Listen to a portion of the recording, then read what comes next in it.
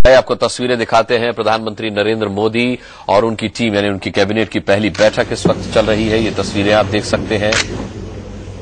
ये देखिए कैबिनेट की पहली बैठक की ये तस्वीरें हैं। प्रधानमंत्री नरेंद्र मोदी और उनकी टीम ने कामकाज संभाल लिया है। मोदी के मुताबिक अब एक्शन का वक्त है।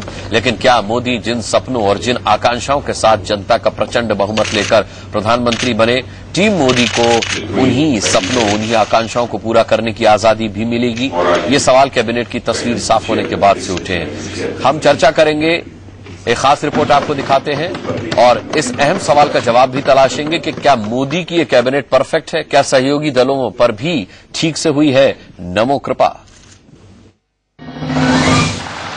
मैं प्रधानमंत्री के रूप में अपने कर्तव्यों का श्रद्धापूर्वक और शुद्ध अंतःकरण से निर्वहन करूंगा। मंगलवार की सुबह प्रधानमंत्री नरेंद्र मोदी ने अपने मंत्रियों के विभागों का बंटवारा कर दिया। मंत्रियों ने अपने अपने मंत्रालय जाकर कामकाज भी संभाल लिया। मोदी ने मंत्रियों के विभागों का बंटवारा करने के तुरंत बाद ही अपनी वेबसाइट पर ये संदेश भी डाल दिया कि अब रेड टेप नहीं, रेड कारपेट का वक्त है।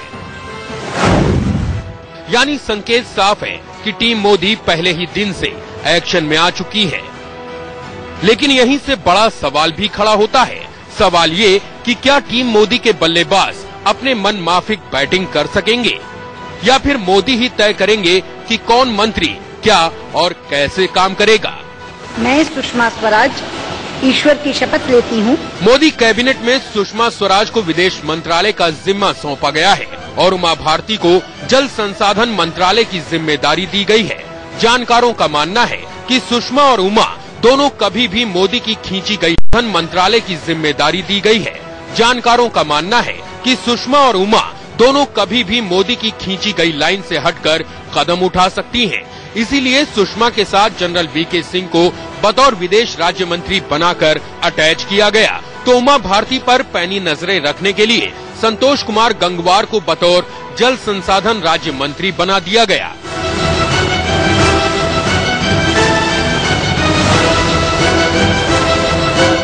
नई सरकार का गणित समझने वाले ये भी मानते हैं कि मोदी ने अपनी कैबिनेट में बीजेपी के चुने गए सांसदों पर कम और उन राज्यसभा सांसदों पर ज्यादा भरोसा जताया जो मोदी के करीबी बताए जाते हैं। शायद इसीलिए लगातार 2 बार लोकसभा का चुनाव हार चुकी स्मृति ईरानी को मानव संसाधन जैसा बड़ा पोर्टफोलियो दिया गया, तो अमृतसर से चुनाव हारने के बावजूद अरुण जेटली को रक्षा के साथ साथ वित्त जैसे 2 अहम विभाग दे दिए गए। प्रकाश जावड़ेकर को सूचना प्रसारण के साथ पर्यावरण और वन विभाग का बड़ा कार्यभार सौंपा गया, तो पीयूष गोयल को पावर और कोयला जैसे अहम मंत्रालय स्वतंत्र प्रभार के तौर पर दे दिए गए और धर्मेंद्र प्रधान को पेट्रोलियम से नवाजा गया। तो क्या मोदी ऐसे मंत्रालयों में अपने करीबियों को बैठाकर हर वो फैसला लागू कराना चाहते हैं जो मोदी का अपना एजेंडा हो?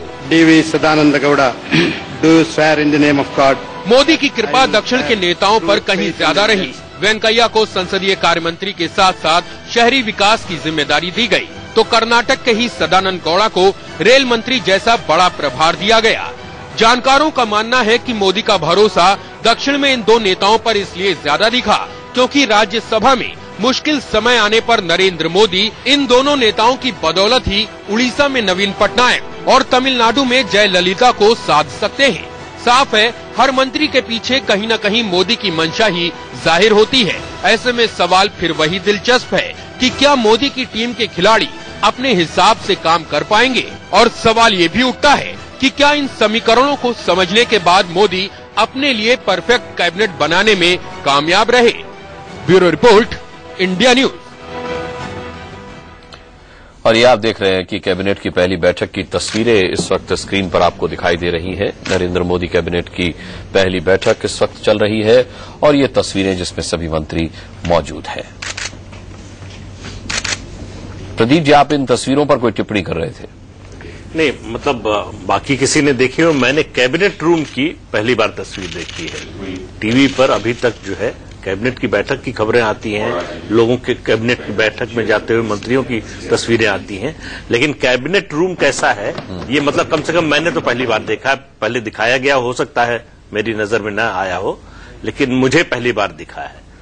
दूसरी बात, एक ये जो चर्चा चल रही है अभी आपके पैकेज में थी कि इनके पीछे इनको लगाया गया है, उनके पीछे, देखिए ये जितने फैसले हुए हैं ये बहुत सोच समझकर एक योजनाबद्ध ढंग से सरकार कैसे मैक्सिमम डिलीवरी दे सके उसके लिए है। वीके सिंह का सुषमा स्वराज के साथ एमईए में राज्य मंत्री होना, देखिए आज जितने भी देश हैं, बड़े देश हैं, महत्वपूर्ण देश हैं, उनकी फॉरेन पॉलिसी का एक बड़ा हिस्सा उनकी सामरिक नीति बन गई है।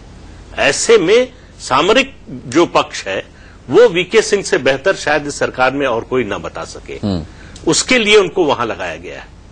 इसी तरह से जो विभागों को मिलाया गया है, आप देखिए कि इंफ्रास्ट्रक्चर के डेवलपमेंट के लिए जो है सरफेस ट्रांसपोर्ट और शिपिंग को जोड़ा गया है, ये मिनिस्ट्री पहले भी एक थी। टेलीकॉम और लॉ एंड जस्टिस को जोड़ने का बहुत से लोगों को लग रहा है कि इसमें क्या तुक है, लेकिन आप पिछले 5 साल का अगर उदाहरण देखिए तो टेलीकॉम के जितने मामले लॉ मिनिस्ट्री को रेफर हुए हैं, जितने इश्यूज शायद ही किसी और मिनिस्ट्री के हुए हों जी।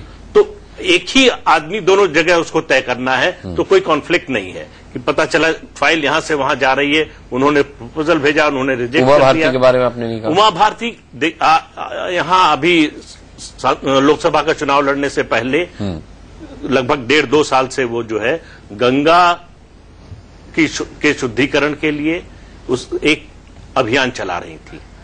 वो उन्होंने पूरा जो गंगा बेसिन है उसका एक तरह से दौरा किया, उसमें बहुत गंभीरता से लगी हुई हैं और गंगा की सफाई का वायदा बनारस में नरेंद्र मोदी करके आए हैं।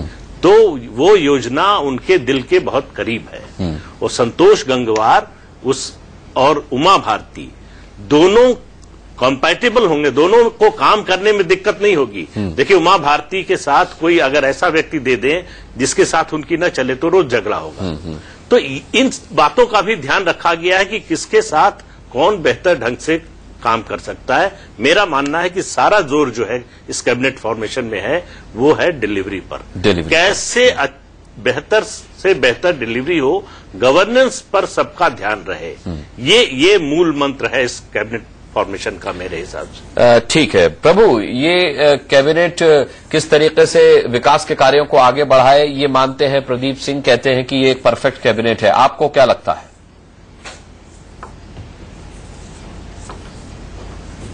वही एक बात है ना, कई बार कहते हैं कि गिलास खाली आधा है या भरा हुआ है, उसके ऊपर चर्चा हम नहीं करेंगे क्योंकि ये खाली भी हो सकता है, क्योंकि अभी काफी सारे मंत्रालय जो हैं वो अभी तक बांटे नहीं गए हैं। आप ये मान करके चलते क्या डिफेंस और फाइनेंस कंपैटिबल हैं कि दोनों ही फुल टाइम जॉब चाहिए, परंतु टेम्पररी अभी दिया गया एक चार्ज उनको अलग से कि फाइनेंस मिनिस्ट्री में उनसे अच्छा आदमी शायद अभी इस पर अवेलेबल नहीं है। 282 जो एमपी लोकसभा में चुन करके आए हैं उनकी स्टडी करें तो शायद उनसे अच्छा कोई अनुभवी व्यक्ति मिल नहीं सकता था उनको, परंतु डिफेंस के लिए क्यों नहीं मिला मेरे को अभी तक समझ नहीं आता। डिफेंस प्रधानमंत्री अपने पास भी रख सकते थे। इस तरह INB मिनिस्टर के पास एनवायरमेंट में क्या कंपैटिबिलिटी है मेरे को समझ नहीं आता कुछ भी कि उनको आपने एनवायरमेंट मिनिस्टर और INB मिनिस्ट्री दोनों मिलकर क्या विकास करेंगे समझ नहीं आता। इसलिए टेम्पररी काम किए गए हैं, उनको अभी लोग ढूंढने हैं। तो आप ये कहें कि आज की जो कैबिनेट है वो संपूर्ण है, इसमें लगता है कि संपूर्ण नहीं है। कि लॉ एंड IT जैसे कपिल सिब्बल दोनों रखते थे, हो सकता है उसमें लीगल केवल कंपनी को एक के नहीं आते, सबसे बड़ी लिटिगेंट जो है सरकार ही है। अगर आप सुप्रीम कोर्ट में चले जाएं सबसे ज्यादा केसेस सरकार के होते हैं। वो टेलीकॉम के 5 केसेस हैं जो हाई प्रोफाइल बन गए, बाकी इतने सारे केसेस सरकार के हैं। तो इसलिए खाली टेलीकॉम की वजह से हमने उनको लॉ मिनिस्टर बनाया है, मैं इस बात में जस्टिफिकेशन मानता नहीं हूं। हो सकता है वो ढूंढे किसी और आदमी को, अभी उनके पास आदमी आने हैं। क्योंकि मैं उद्धव ठाकरे से कल बात कर रहा था रात को कहीं पर, उन्होंने कहा कि 1 महीने के अंदर एक्सपेंशन होने वाला है, कुछ लोग लिए जाएंगे। परंतु जो अभी जो है नए चेहरों को लाना और उनको इंडिपेंडेंट चार्ज देना, ये मोदी की अपनी कल्पना है। क्योंकि फर्स्ट जैसे कई पहली बार था इंडियन क्रिकेट टीम में पुराने खिलाड़ी चले आते थे तो हम जीत नहीं पाते थे। इसलिए नरेंद्र मोदी ने नए बैट्समैन खड़े किए हैं। और स्मृति ईरानी जो है उनको HRD मिनिस्टर देना एक बहुत बड़ा रिस्क लिया उन्होंने, परंतु ऊपर विश्वास किया उन्होंने। धर्मेंद्र प्रधान को पेट्रोलियम मिनिस्ट्री देना एक बहुत बड़ा रिस्क लिया है, परंतु नए व्यक्ति हैं जिनके बारे में कोई कंट्रोवर्सी नहीं हो सकती। इसी तरह पीयूष गोयल एक ऐसे व्यक्ति जो आर्थिक मामलों के जानकार हैं, वो जानते हैं, चार्टर्ड अकाउंट रहे हैं। बाकी जो आर्थिक मिनिस्ट्रियां दी गई हैं ऐसे लोगों को दी गई, जैसे निर्मला सीतारमण है, उनको कॉमर्स भी दिया गया, ट्रेड भी दी गया, फाइनेंस में भी लगा दिया गया। इसलिए लगा दिया कि नए लोगों को वो टेस्ट करना चाहते हैं। इसलिए मोदी जी क्योंकि नए प्रधानमंत्री हैं, उन्हें राष्ट्रीय स्तर पर काम नहीं किया है, तो उन्होंने ऐसी टीम चुनी है जो डिलीवरी करेगी, जिनके ऊपर टेस्ट किया जाएगा। कि सारे सीनियर एमपी को आपने दरकिनार कर दिया, नए लोगों को लाया गया। तो नई सरकार, नया प्रधानमंत्री है तो नए मंत्री भी होने चाहिए जो डिलीवर कर सकें, जिनकी बैकग्राउंड अच्छी हो, जिनके ऊपर कोई आक्षेप नहीं लगे हो। तो उन्होंने बहुत बड़ा रिस्क लिया है। अभी ये कहें कि हमने डिपार्टमेंट को सोच समझ के दिए हैं, मेरे को लगता है अभी जब वैकेंसी फिलअप होंगी तब पता लगेगा कहां कौन जा रहा है। जी राहुल देव, आप इस बारे में क्या मानते हैं? क्या एक परफेक्ट कैबिनेट है? क्या आपको भी लगता है कि वाकई चुने हुए सांसदों से ज्यादा भरोसा अपने राज्यसभा सांसदों पर किया है मोदी ने?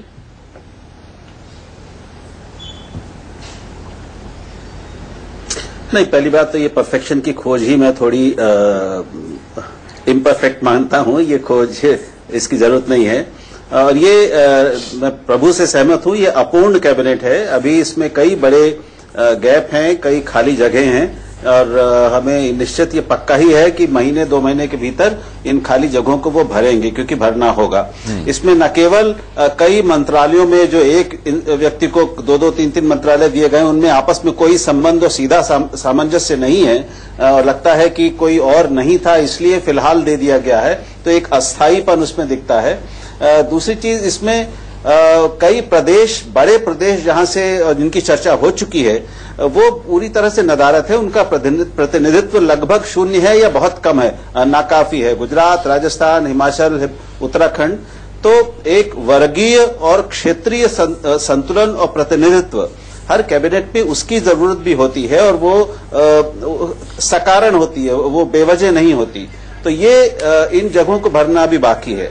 अन्यथा ये बहुत अजीब बात होगी कि जिन प्रदेशों ने इतनी बड़ी संख्या में बिल्कुल 100% पार्टी को एमपी दिए हैं, उनको 2-2 मंत्री भी न दिए जाएं, उनकी मुद्दों को प्रतिनिधित्व देने के लिए, स्वर देने के लिए मंत्रिमंडल में 2 लोग भी ना हो, ये थोड़ी अजीब बात है। तो दूसरी बात, जैसे रक्षा मंत्रालय का मामला है, ये साफ साफ एक अस्थायी चार्ज है अरुण जेटली को, और शायद उन्होंने कहा भी है कि कुछ हफ्तों में एक दूसरा रक्षा मंत्री मिलेगा। लगता है कि पूरा समय नहीं मिला नरेंद्र मोदी को, जितना व्यापक विचार विमर्श वो करना चाहते थे अभी नहीं कर पाए हैं। ये करके एक दूसरा नया और ज्यादा संपूर्ण स्वरूप हमें कुछ महीनों में देखने को मिलेगा। लेकिन ये तय है, और मैं प्रभु से सहमत हूं कि उन्होंने कई जोखिम उठाए हैं। उन्होंने कई अभी तक अनटेस्टेड लोगों को, जिनका कोई प्रशासनिक अनुभव भी नहीं है, उनको बड़े और महत्वपूर्ण विभाग दिए हैं और स्वतंत्र प्रभार दिया है। आमतौर पर उनको किसी एक कैबिनेट मंत्री के साथ जोड़ा जाता है राज्य मंत्री के रूप में, और उसके बाद स्वतंत्र प्रभार दिया जाता है। ये थोड़ी सी नई चीज है इस मंत्रिमंडल में, कि बिना किसी भी अनुभव वाले लोगों को बहुत महत्वपूर्ण विभाग दिए गए हैं और स्वतंत्र प्रभार वाले दिए गए हैं। और स्मृति ईरानी पर जिस तरह का उन्होंने विश्वास दिलाया है, वो थोड़ा आश्चर्यजनक है।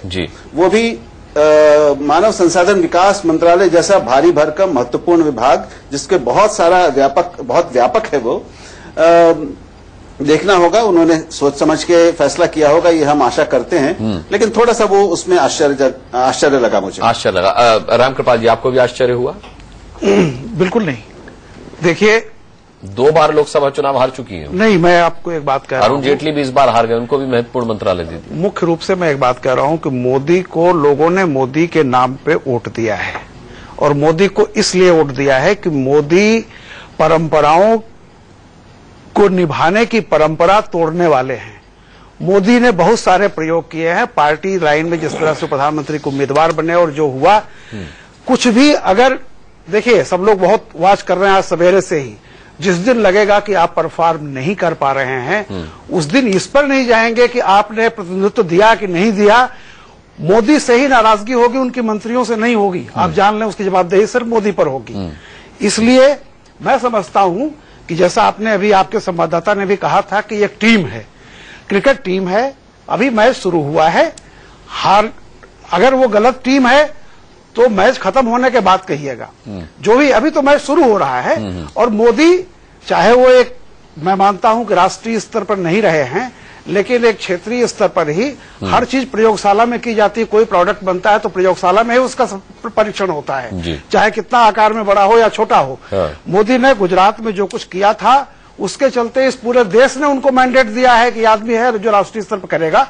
लेट हिम गिव टाइम, क्योंकि अगर उन्हीं पुराने हथियारों से कि इनको आपने क्यों नहीं दिया, उनको क्यों नहीं दिया, यूपीए गवर्नमेंट को देख लीजिए, साउथ को प्रतिनिधित्व दिया। नहीं यूपीए में क्यों जाते हैं? मोदी की कैबिनेट में आ जाए, अनंत गीते नाराज हो गए। मैं इस पर भी आपसे चर्चा करूंगा, आप अपनी बात पूरी कर लीजिए। एक बात सुन लीजिए, कोई भी ऐसी कैबिनेट नहीं आएगी जब उसको लोग सराहेंगे, क्वेश्चन तब भी उठेंगे। नाराज कोई एक हो रहा है तो उससे एक ये कोई बहुत बड़ी बात नहीं है। लेकिन इस बार की नाराजगी और उस नाराजगी में एक फर्क था। यूपीए में कोई परफॉर्म भी नहीं करता था तो भी जानता था कि मैं हटाया नहीं जाऊंगा क्योंकि मैं कोटे से आया हुआ हूं और सरकार गिर जाएगी। इस बार ऐसा नहीं है, एक बात मान लें आप। और जो परफॉर्म नहीं करेगा, मुझे लगता है अभी कैबिनेट के बहुत विस्तार होंगे, बदलाव भी हो सकते हैं, क्योंकि सीधा सीधा है कि जो परफॉर्म करेगा। की पोर्टफोलियोज दिए गए, मेरे ख्याल से उनमें तो कोई परिवर्तन होने वाला है नहीं। देखिए, मेरा ये कहना है कि अभी मोदी सरकार चलाए हैं, उनको पता है कि हम ये कैसे यहां से बैठे मान लें कि ये आदमी को अगर डिफेंस दिया जाएगा तो बहुत अच्छा कर लेगा, क्योंकि बहुत सारे अनुभवी लोग मनमोहन सिंह की कैबिनेट में थे। क्या किया? आज हालत यह हो गई, कांग्रेस उस जगह पहुंच गई है कि जितने आपके मंत्री हैं उससे भी नीचे। कौन था? हाँ, नहीं मैं कह रहा हूं उनकी कैबिनेट में शरद पवार से लेकर के सारे अनुभवी थे। उसका नतीजा क्या निकला कि आज जितने कैबिनेट में आपके मंत्री हैं उससे कम संख्या में कांग्रेस के सांसद हैं। तो भाई मेरे, इस पर नहीं जाना चाहिए फलाना जी को मिला, ढेकाना जी को। सीधा है, मोदी जी चाहे जिसको लाएं, जिसको करें, ही हैज टू परफॉर्म। जवाब दे वो खुद है। और अब उनसे नाराजगी भी शुरू हो गई है शिवसेना की। एक बात और मैं एक वाक्य कहना चाहूंगा कि इसी तरह का आश्चर्य व्यक्त किया गया था जब नरेंद्र मोदी को मुख्यमंत्री बनाया गया था गुजरात का। तब लोगों ने कहा था कोई प्रशासनिक अनुभव नहीं, ये तो कभी पार्षद भी नहीं रहे, विधानसभा कभी देखी नहीं, ऐसे आदमी को मुख्यमंत्री बना दिया गया। तो उस अनुभव से नरेंद्र मोदी ये जानते हैं कि अगर किसी में टैलेंट है और उसको मौका दिया जाए तो परफॉर्म कर सकता है। अब जिनको उन्होंने मौका दिया उन पर है कि वो नरेंद्र मोदी को सही साबित। फिर बावजूद इसके अनंत गीते क्यों नाराज, इस पर हम चर्चा करेंगे। जिनको उन्होंने मौका दिया उन पर है कि वो नरेंद्र मोदी को सही साबित। फिर बावजूद इसके अनंत गीते क्यों नाराज, इस पर हम चर्चा करेंगे। एक छोटा सी ब्रेक। इस बात पर चल रही है कि क्या मोदी का ये कैबिनेट परफेक्ट है। एक आम राय ये बन रही है कि अभी इसमें काफी कुछ परिवर्तन होने हैं। जिन लोगों के पास अतिरिक्त प्रभार है किसी मंत्रालय का, वो उनसे ले लिया जाएगा, वो किसी को दिया जाएगा। फिर आखिर ऐसी क्या बात है? राहुल देव जी के अनंत गीते नाराज हो गए, उनको लगता है कि भारी उद्योग मंत्रालय कोई भारी मंत्रालय नहीं है उनके लिए, और शिवसेना पूरी नाराज है मोदी से।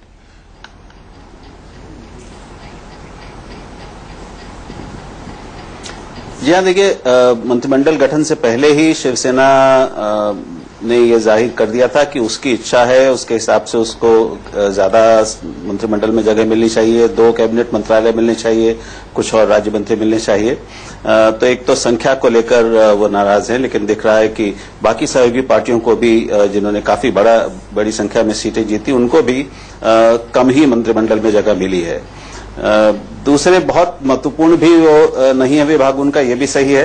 मैं नहीं जानता कि ऐसा क्यों है। ये हम थोड़ा अंदाज ही लगा सकते हैं कि मोदी ने सबसे ज्यादा जिस चीज पर ध्यान रखा है वो जैसा अभी हमारे मित्र भी कह रहे थे, डिलीवरी पर है और लोगों की, अपने मंत्रियों की कार्यक्षमता पर है, जो उनको सक्षम दिखे, जिनकी क्षमताओं और योग्यताओं और मेहनत की क्षमता पर उनको ज्यादा विश्वास था, उनको उन्होंने उस तरह के महत्वपूर्ण पद दिए हैं। अनंत गीते पहले भी मंत्री रहे हैं और कोई बहुत अच्छा परफॉर्मेंस रिकॉर्ड उनका नहीं था।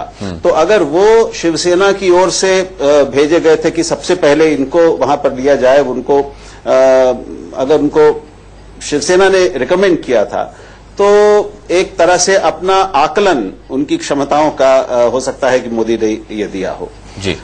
दूसरे सहयोगी दलों को भी निश्चित रूप से कि अपेक्षाएं ज्यादा होती हैं, लेकिन मैं लगता है कि पहले उन्होंने सिर्फ ये किया कि जो मुझे जिन लोगों की सबसे ज्यादा जरूरत है मैं पहले उनको रखूंगा, और उन्होंने एक दूसरे मंत्रिमंडल विस्तार की गुंजाइश रखी हुई है, वो साफ साफ दिख रही है इसमें।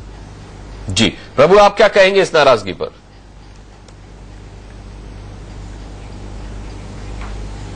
देखो, पहले बात जो आपने सवाल उठाया था कि राज्यसभा से लोग ज्यादा लिए गए, ये पहली कैबिनेट है जिसमें राज्यसभा के लगभग 10 लोग ऐसे हैं, पहले 24 या 25 लोग हैं जो राज्यसभा के मेंबर हैं। नजमा हेपतुल्ला भी वहीं से है, रविशंकर भी वहीं से है, अरुण जेटली भी वहीं हैं, निर्मला सीतारमण जो अभी मेंबर भी नहीं है कहीं की, और प्रकाश जावड़ेकर भी मेंबर नहीं है, उनको भी राज्यसभा में लाया जाएगा।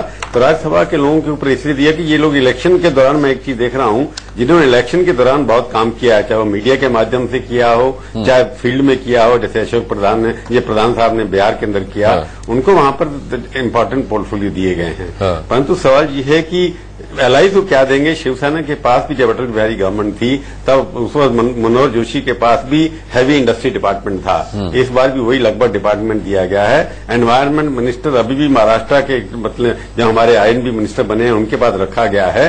तो एनवायरमेंट मिनिस्टर इतना इंपॉर्टेंट बोली है कि जिसकी वजह से भारत की विकास की दर जो 8% थी गिर करके 2% 3% पे आ गई है। एनवायरमेंट मिनिस्ट्री को खाली रखना इस अहम मौके पर कि सारे के सारे प्रोजेक्ट रुके पड़े हैं, उस तरह की मिनिस्ट्री को खाली रखना बहुत ही इंपॉर्टेंट एक खबर है हम लोगों के लिए कि ऐसा व्यक्ति इनको कोई नहीं मिला जो एनवायरमेंट की क्लियरेंस फटाफट देते रहे। तो मोदी साहब ने बहुत प्रोजेक्ट क्लियर किए एक पिछले महीने के अंदर, जब से वो बने एनवायरमेंट मिनिस्टर, काफी प्रोजेक्ट क्लियर किए हैं।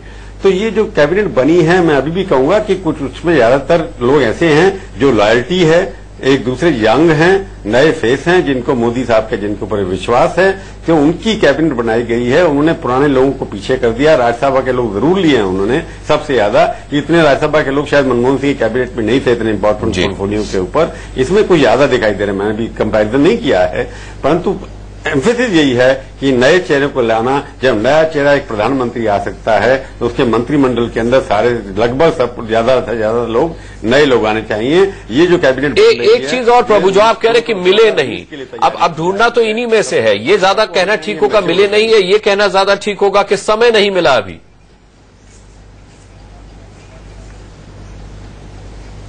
नहीं, समय नहीं कहूंगा। जो भाई 282 की लिस्ट उनके पास है, जो बीजेपी के अपने एमपी हैं, उसके बहुत लोग सीनियर, शांता कुमार जैसे लोग उसके अंदर हैं, वो 80 साल के 79 साल के होने वाले हैं। सबसे बड़ी उम्र के इसके अंदर जो हैं नजमा हेपतुल्ला हैं 74 ईयर की, और 73 के हैं कलराज मिश्रा।